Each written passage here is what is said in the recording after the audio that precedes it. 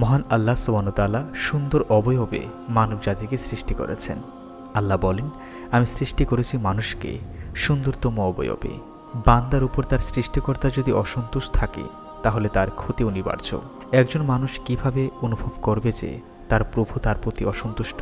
কাউকে সুনির্দিষ্টভাবে কথা বলা যাবে না যে আল্লাহ তোমার প্রতি অসন্তুষ্ট অথবা আল্লাহ তোমাকে ভালোবাসে না, কারণ এ ব্যাপারে প্রকৃত ইলম জ্ঞান একমাত্র আল্লাহর। তবে কুরআন ও হাদিসের এমন কিছু নির্দেশন এসেছে যার দ্বারা বোঝা যায় আল্লাহ তাআলা তার প্রতি অসন্তুষ্ট।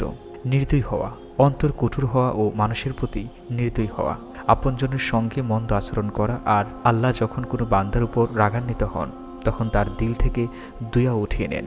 আয়েশা রাদিয়াল্লাহু আনহা থেকে বর্ণিত, রাসূল সাল্লাল্লাহু আলাইহি সাল্লাম বলেন, হে আয়েশা, তুমি কি কখনো আমাকে অশালীন দেখেছ?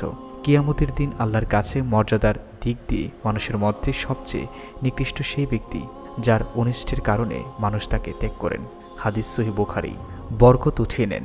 আল্লাহ তাআলা যখন কারো প্রতি অসন্তুষ্ট হন তখন তিনি তার জীবন থেকে বরকত উঠিয়ে নেন এবং তার উপর বিভিন্ন ধরনের শত্রু নিয়োজিত করে দেন। আল্লাহ বলেন, আমি প্রত্যেককেই তার অপরাধের কারণে পাকড়াও করেছি।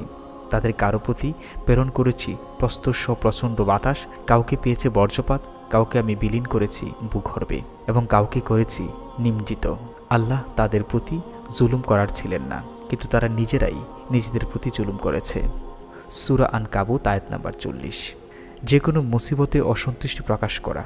আল্লাহ যখন বান্দাকে পরীক্ষা করেন কিংবা অন্য কোনো কারণে বিপদ আপদ দেন তখন তার প্রতি বিরক্তি ও অসন্তুষ্টি প্রকাশ করা আল্লাহ তাআলাকে ক্রোধান্বিত করে তোলে। আনাস রাদিয়াল্লাহু আনহু বলেন, রাসূল সাল্লাল্লাহু আলাইহি সাল্লাম ইরশাদ করেছেন, বিপদ যত মারাত্মক হবে প্রতিদানও তত মহান হবে। আল্লাহ তাআলা যখন কোনো জাতিকে ভালোবাসেন তখন তাদের বিপদে ফেলে পরীক্ষা নেন।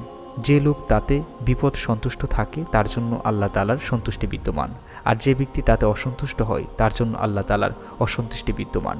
হাদিস সুনানে তিরমিজি। আল্লাহর কাছে প্রার্থনা না করা। আল্লাহ তাআলা চান তার বান্দা তার কাছে প্রার্থনা করে। আল্লাহ বলেন, আর তোমাদের রব বলেছে, তোমরা আমাকে ডাকো, আমি তোমাদের ডাকে সাড়া দেব। নিশ্চয়ই যারা অহংকার বশে আমার ইবাদত থেকে বিমুখ থাকে তারা উসরি জাহান্নামে প্রবেশ করবে এবং লাঞ্ছিত হবে। সূরা গাফির আয়াত নাম্বার 60। আবু হুরায়রা রাদিয়াল্লাহু আনহু বলেন, রাসূলুল্লাহ সাল্লাল্লাহু আলাইহি সাল্লাম বলেছেন, আল্লাহ তাআলার কাছে যে ব্যক্তি প্রার্থনা করে না আল্লাহ তাআলা তার উপর অসন্তুষ্ট হন। হাদিস তিরমিজি। অহংকারী হওয়া, সত্যকে গোপন করা, অন্যকে ছোট করার মানসিকতা থাকা, মানুষের মধ্যে প্রশান্তি লাভ করার প্রচণ্ড আকাঙ্ক্ষা থাকা, যার ফলে সে ভালো কাজ করে লোক দেখানো ও খ্যাতি লাভের জন্য তার চাওয়া পাওয়া একমাত্র তার প্রবৃত্তির পূরণ করা। তার প্রবৃত্তি তার প্রভু হয়ে যায়। পরকাল থেকে সম্পূর্ণ থাকে সে উদাসীন। আল্লাহ তাআলা বলেন, নিঃসন্দেহে আল্লাহ তাদের গোপন ও প্রকাশ যাবতীয় বিষয় অবগত। নিশ্চয়ই তিনি অহংকারীদের পছন্দ করেন না। সূরা নাহল আয়াত নাম্বার 23। নিয়ামত অস্বীকার করা। প্রতিটি বান্দার উপর দিন রাত 24 ঘন্টা আল্লাহ তাআলার হাজার নিয়ামত বর্ষিত হচ্ছে, কিন্তু যারা অকৃতজ্ঞ তারা আল্লাহর অফুরন্ত নিয়ামত পেয়েও তা অস্বীকার করে। আল্লাহ তাদের প্রতি অসন্তুষ্ট হন। আল্লাহ বলেন, যদি তোমরা অস্বীকার করো তাহলে আল্লাহ তোমাদের থেকে বেপরোয়া। তিনি তার বান্দাদের গাফির হয়ে পড়া পছন্দ করেন না। পক্ষান্তরে যদি তোমরা কৃতজ্ঞ হও তবে তিনি তোমাদের জন্য তা পছন্দ করেন। সূরা জুমার আয়াত নাম্বার 7। খিয়ানত না করা। কথা ও কাজে যখন আপনি খিয়ানত করবেন তখন বুঝবেন যে আল্লাহ তাআলা আপনার উপর অসন্তুষ্ট।